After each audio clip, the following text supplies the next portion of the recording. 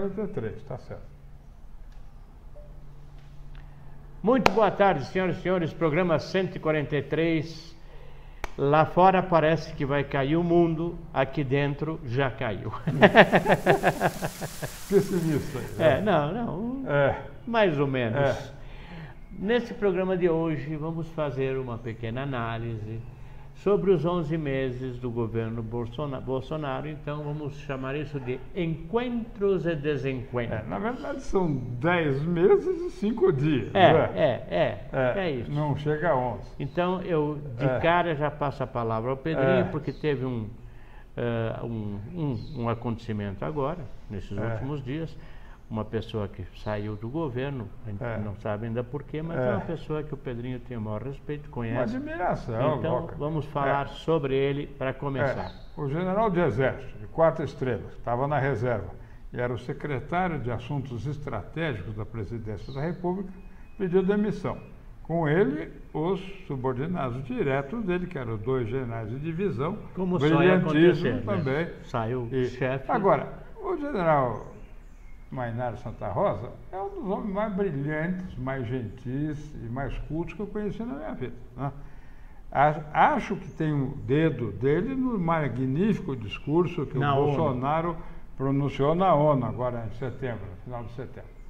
E não é só isso, é uma pessoa pensante. E o Brasil tem tão poucas pessoas pensantes que para um governo perder um homem extraordinário... É verdade. Ainda ontem, numa reunião nossa, normal, que acontece todas as semanas, estava se falando da falta de estadistas que esse país sofre. Que dá para contar nos dedos o número de estadistas que a gente conhece desde a independência. Mesmo antes, Dom João VI era um estadista. Pedro I era estadista, Pedro II era estadista. Eram pessoas que tinham berço, não só o berço de ouro, digamos assim, tinham a cultura de berço. Ou seja, eles foram instruídos para serem as pessoas que eram. Ninguém é por acaso. Ninguém é por acaso. E depois disso, tivemos na República pouquíssimos, né? Foram bem lembrados os nomes do... Enfim... Getúlio Vargas, Juscelino Kubitschek e só. E acabou. O resto eram os coitados aí, que por acaso. E mesmo assim, existe sempre chance de se falar mal dessas pessoas. Quer dizer, o Juscelino fez uma obra importante, que é adentrar o Brasil para... Se não tivesse feito o Brasil, nós já tínhamos perdido a Amazônia há muito tempo atrás. Já tinha até um projeto do Hudson Institute, daquele Herman Kahn. Tinha até um mapa. Para alagar a Amazônia internacionalizada. E agora, para meter o dedo na ferida, parece que resultado do tal sínodo aí da Amazônia, o Papa resolveu declarar de livre e espontânea vontade, quer dizer, não vale para ninguém, é aquela história, né? Mas ele declara, e daí tem um bando de seguidor idiota que acredita, né, que tem a Amazônia pertence, uma parte da Amazônia tem que ser cuidada pelo Vaticano.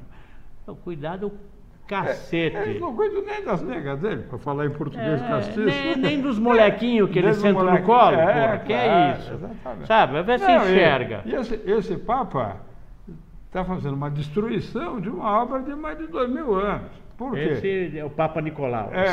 Mas o trabalho na mesma área. Trabalha na mesma área. Exatamente. Mas enfim. Eu já falei em outro Papa Anjo também. Tem Papa Anjo. O Papa Capim, tem vários epítetos. Mas enfim, o que nós já falamos aqui é o seguinte, que quem quiser ler um livro magnífico, publicado na Argentina, acho que em 1942, teve uma edição aqui da editora Vozes, em 1952, chamado Joana Tabor 666. É um livro considerado profético, baseado no Apocalipse de São João. E o autor, que era ministro da Cultura da Argentina, Gustavo Adolfo Zuviria, ele pediu o imprimatur para a Igreja Católica, na época, sem precisar, ele era leigo, mas de uma família extremamente católica, não queria contrariar em nada a melhor doutrina da igreja. E, pelo brilhantismo dele, a igreja concedeu. Ele escreveu com o pseudônimo de Hugo Wast, W-A-S-T. Bom, este livro é considerado profético, que em 1942 ele escreveu tudo o que ia acontecer na Argentina na crise de 2001-2002, né? E fala do antipapa que surgiu. Sim. E quem sabe... Eu falo assim como se conhecesse, eu não li o livro, mas é que o Pedrinho já me contou. Então, exatamente. Vocês me perdoem, não é que é assim, né? Eu não, já li o livro, não, mas... Não, mas e outra coisa, o maior teólogo argentino, dito pelos meus amigos distintíssimos argentinos, foi o Leonardo Castellani. Escreveu um livro sobre o Apocalipse de São João, interessantíssimo. O Leonardo Castellani também era jesuíta. E quando ele morreu, o Bergoglio já tinha 46 anos. Já tinha um certo status na Companhia de Jesus lá na Argentina, então deve ter conhecido o Castellani. Agora, não sei por que ele entrou nessa canoa furada de se meter como globalista. Sabe o que eu acho? Eu acho que isso está no DNA da pessoa. Eu acho que está no DNA. Eu conheço um monte de gente que a burrice está no DNA.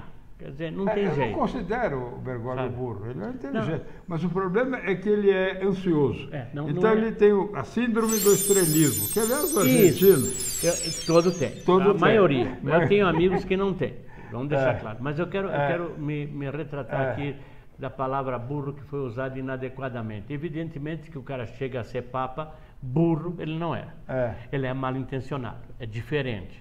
Agora, o mal intencionado, a ignorância de certos aspectos da vida social, eu acho que está no DNA. Isso eu não abro mão. Eu acho que está no DNA, vem de berço. O cara é canalha de berço. Está no sangue. Mau caratista militante, como diria o Odorico Paraguaçu, o saudoso Odorico Paraguaçu, que era um descarado, que não tinha vergonha de ser descarado, né? Ele não escondia o descaramento total. Estava louco para inaugurar o cemitério, no fim ele mesmo inaugurou. Ele mesmo inaugurou. E, bom, eu queria nada. Queria que o Pedrinho continuasse porque ele estava indo no bom caminho. A gente estava falando desses caras que estão... Então, o que acontece, né? Eu não conheci pessoalmente, mas me lembro dele em atividade, o Roberto Campos. Esse era um intelectual. Esse era. Ele nunca teve um posto de mando assim que o elevasse a categoria de estadista. Mas ele sabia como é que a banda toca no mundo inteiro, né? E o neto dele, o Roberto Campos Neto, hoje é o presidente do Banco Central. Deve ser um moço muito preparado, muito inteligente. Na época, o Silveira Sampaio apelidou ele de Bob Fields. Bob Fields, Mas, enfim, ele tem citações deliciosas, né? Que ele diz que os artistas intelectuais de esquerda adoram os luxos que só os países capitalistas podem fornecer. Então é como se fosse uma transadúltera do caviar com a Coca-Cola. Que horror! Exatamente. Isso me lembra um filme inglês, da grande época da cinematografia na Inglaterra, com diretores como Richard Lester. Bom, ainda tem gente muito boa, eu admiro muito o cinema inglês, mas nessa época eles faziam umas comédias extremamente sofisticadas. Então, tem uma delas, que eu, claro, não vou lembrar o nome agora, porque é dos anos 60, mas era sobre uma banda de rock que fazia um grande sucesso e a apresentação em palcos, assim, estádios, etc., sempre terminava com o artista principal sendo crucificado, né? Tinha uma jogada com a igreja aí na brincadeira. O cara era adorado, então tinha um bando de puxa-saco, como normalmente as pessoas adoradas têm, vi de Brasília. Então, ele saía do espetáculo e ia... Tem uma cena no filme que é assim, o cara leva toda aquela entourage para um restaurante, claro, ele pagava a conta, um restaurante chiquésimo, né? Então, todo mundo fica esperando o que ele vai escolher, porque todo mundo vai comer o que ele for comer, como todo bom puxa-saco. Aí o cara pede lagosta, e você vê na expressão de todo mundo que é um pedido que satisfaria toda a turba que estava ali. E sim, e para beber, senhor? Assim, eu quero um chocolate quente. Quando você vê a cara das pessoas, porque você pode imaginar assim, é como o Pedrinho falou, Coca-Cola com caviar. Coca-Cola com caviar ainda vai. Agora, chocolate quente com lagosta é dose. Agora, teve uma época na Inglaterra que era comum essa blague do sujeito se crucificar. Se eu não me engano, tem um filme chamado The Ruling Class. Sim, a classe dominante, exatamente. O Peter O'Toole, que ele era um herdeiro de um título importantíssimo. Filme maravilhoso. As tantas, ele, para repousar, ele ia para uma cruz montada lá nos aposentos do palácio dele, e que tinha um apoiador para as mãos. Então ele não precisava ser crucificado. Com cravos. Ele tinha um apoiador, mas ficava na mesma posição. Cintas de couro que ele se segurava. Exatamente. Esse filme é maravilhoso. Esse, assim, se vocês encontrarem, assistam, porque primeiro que tem o Peter O'Toole, que era um cara assim, fora da curva. Era um cara brilhante. Aliás, todos os filmes dele, começa pelo Lawrence da Arábia. E nessa época teve outros filmes mostrando a decadência da alta nobreza inglesa. Tem um chamado The Lucky Man. Maravilhoso. Com o Alan Parsons, música do Alan Parsons. Não me lembro os artistas, mas as tantas chega a polícia inglesa vestida no rigor dos anos 70, né? Os bobbies. E chegam lá, vem um sujeito largado, imundo, num beco, drogado, desacordado lá. Aí a hora que o sujeito acorda, o policial fala assim: Your Grace is under arrest. Porque o cara era duque, então ele tinha tratamento de duque, não interessa se estava na sarjeta. Na sarjeta, exatamente. Esse filme é de uma loucura, para a época que foi feito, é de uma loucura. Tem no meio da trama do filme, tem um cientista que está implantando pedaços de animais em pessoas, assim, cabeça de porco, etc.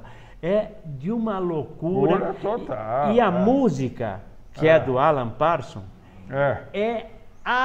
eu tenho o disco, eu vou ver se acho o disco. Eu comprei na Inglaterra, no Is Master Voice. Lembra dessa loja? Que era o nome do cachorrinho do RCA. Exatamente. Essa loja, que se chamava Is Master Voice, vamos relembrar um pouquinho o passado, Pedro, isso é maravilhoso.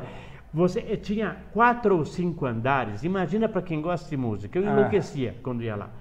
Você entrava, e o grande detalhe não era que você tinha 4 andares de discos para olhar, de tudo que você quisesse, desde música clássica, rock and roll, o que você quisesse, música jamaicana, o que tinha de tudo. Mas o grande charme dessa loja é que você entrava e procurava um atendente, tinha vários, e dizia assim: olha, eu estou procurando um disco que é do, sei lá, você não lembra agora não, um nome mais desconhecido, por exemplo, um que é que as pessoas não conhecem, que é um músico galês, que chama Alan Stivell, por exemplo. Quase ninguém sabe desse cara. Então, olha, para você ter uma ideia, esse cara tem um conjunto de rock, ele é o principal e ele toca 2 instrumentos: harpa, gaélica e gaita de fole escocesa. Então, imagina um conjunto de rock com esse tipo de som. É absolutamente fantástico. Ninguém conhece. Você chega lá, o cara diz: senhor, eu vou lhe acompanhar. Ele vai com você até o 4º andar, vai lá numa gaveta, tem os discos, aqui está o Alan Stivell, e olha, se o senhor gosta desse tipo de música, aqui tem as bandas escocesas de gaita de fole, aqui tem... Os caras sabiam tudo. É exatamente igual a hoje aqui no Brasil. Você entra numa livraria e diz assim: onde é que eu posso encontrar um livro do Kurt Vonnegut? O cara fala: exatamente. Sabe? Bom, mas dentro dessa linha, ainda tem mais 2 filmes da época que representam esse começo, as primeiras décadas do século XX na Inglaterra. Um se chama O Rolls Royce Amarelo. Maravilhoso. E o outro é o My Fair Lady. Né? My Fair Lady, eu acho que eu falei para você que eu vi a semana passada novamente, pela enésima vez. Beleza. Cara, olha, os artistas, a Audrey Hepburn é assim... Linda. Maravilhosa, uma deusa. O Rex Harrison,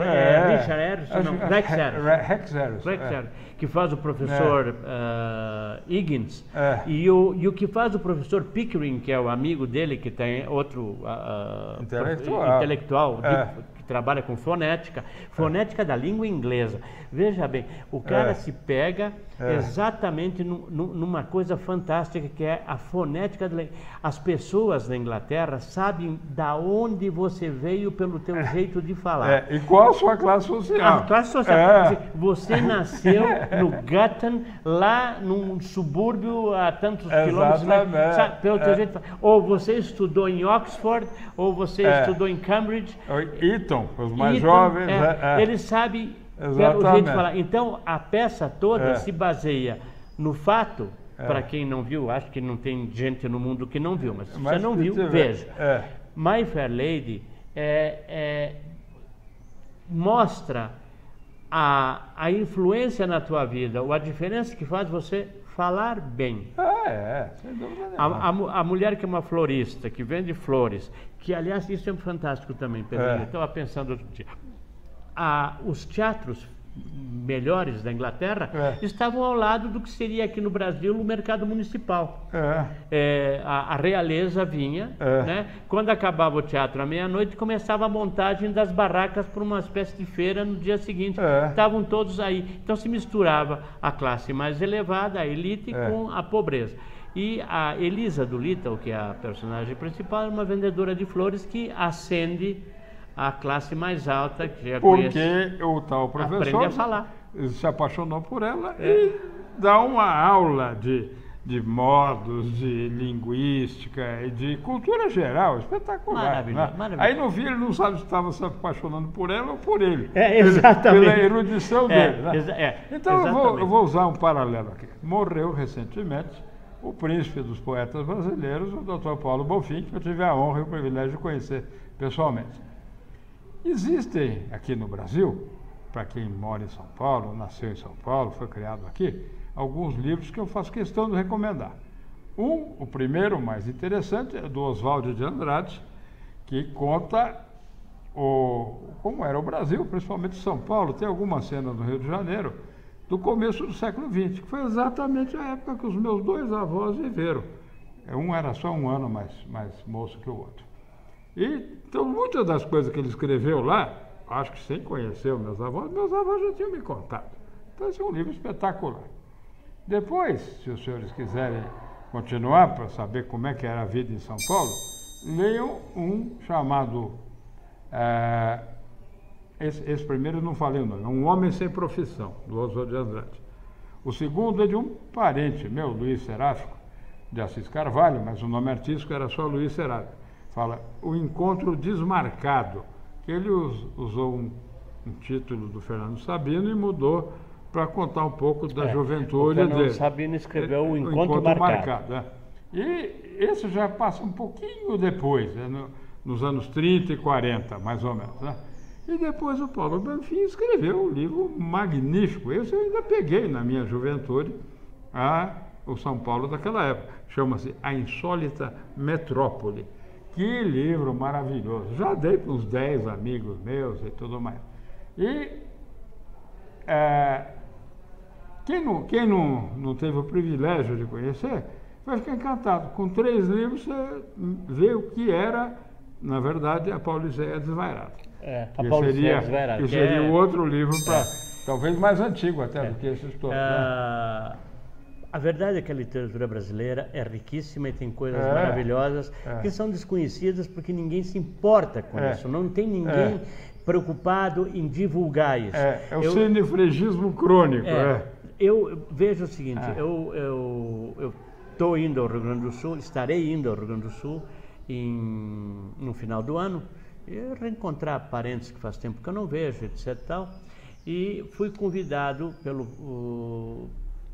pela Câmara dos Vereadores da cidade em que eu nasci lá para dar uma palestra. E aí me perguntaram sobre o que eu falaria, sobre o que eu poderia falar. Eu propus que falar sobre literatura. porque eu não quero... eu posso falar sobre política também, mas posso... a política está tão ligada à literatura que é o seguinte, um povo sem cultura tem a merda que ele tem aqui. Então, em linguagem clara, né? Então, aí eles aceitaram. Que bom, eu vou lá dar uma palestra. É uma honra para mim. O pessoal aí de Marcelino Ramos, minha cidade natal, estarei aí. Se vocês, eu sei que alguns de vocês assistem esse programa, devido a um grande amigo meu, Guilherme, que trabalha aqui em São Paulo na Assembleia, e que divulga os 3 neurônios lá no Sul e principalmente em Marcelino Ramos. Então, eu gostaria que você dissesse, que eu tenho uma ideia, mas eu gostaria de ouvir de você, os livros que melhor mostram a maneira de vida, os hábitos do Rio Grande do Sul nesse começo do século passado, etc. Olha, o Capitão Rodrigo certo Capitão Rodrigo faz parte da história do Rio Grande do Sul. E é um livro brilhante que mostra como é que mostra os costumes da terra. Depois tem o Tempo e o Vento, que é uma obra maravilhosa. Exatamente. E que, pô, você fala isso, as pessoas não as sabem. Palavras vão ao vento. As palavras vão ao vento. E fora isso, tem os livros do Scliar, que é um gaúcho diletante, porque ele era judeu. Aliás, nem sei se o Scliar já morreu, né? Não sei se ele já morreu. Mas os artigos que você gentilmente me mostrou dele, numa revista maravilhosa que nós já mostramos aqui, que é a Moraxá. Moraxá? Né? Espetacular. Não é só o Scliar, né? Quem falou do Rio Grande do Sul, tem a Clarice Lispector também, que é mãe desse Luiz Fernando Veríssimo, né? A Clarice Lispector, para vocês terem uma ideia, ela nasceu na Ucrânia. E ela veio para o Brasil no colo da mãe, era nenezinho. Então ela se dizia gaúcha brasileira porque ela dizia, nunca pisei na Ucrânia. Exatamente. O primeiro lugar em que eu pus meus pés foi no Rio Grande do Sul. Então, sabe... Bom, e isso já em amor à verdade, os autores que nós tivemos no Nordeste também, maravilhosos. E tem não só o Érico Veríssimo, tem o Veríssimo filho dele que escreve agora, o Luiz Fernando Veríssimo. Esse é meio de esquerda, é meio bocó. Não, ele é de esquerda, mas ele tem um personagem que é admirável, eu adoro. O analista de Bagé. O analista de Bagé conserta tudo com uma joelhada no saco do paciente. Então, eu acho uma maravilha. E quando ele se metia a fazer tiras de história em quadrinhos? Mas era muito, era ele bom. Tinha as cobras, você lembra? As cobras. E tinha o chefe, Riana Manger. Riana Manger, exatamente. Que um dia traz um prato vazio, põe na frente do cliente do restaurante e fala assim, voilà. Qu'est-ce que c'est? Riana Manger. Aí ele pergunta assim, mas o que é isso? Ele falou assim, é o prato vazio, que não tem nada aqui. Ele falou assim, em português ele perde muito. Plavide, rempli de lui-même. Né? Então, a inteligência não escolhe lugar para nascer. Não escolhe lugar para nascer. Mas aí tem aquele DNA que eu falei, não sei se nesse ou no outro programa, já não sei mais, aquele DNA maldito que faz o cara ser um babaca de esquerda. Sinto muito. Estamos estourando o tempo, pedimos desculpas e abraçamos os senhores. Beijos a todos. De todos. Amamos vocês. Amamos vocês, amamos o Brasil, de todos os rincões do Brasil. Não somos bairristas no sentido pior do termo, né? Exatamente. Somos bairristas no sentido do orgulho de ter nascido na terra que nós nascemos. Exatamente. Olha, Marcelino Ramos, até lá. Pois não. Um beijo para todos, estão nos interrompendo.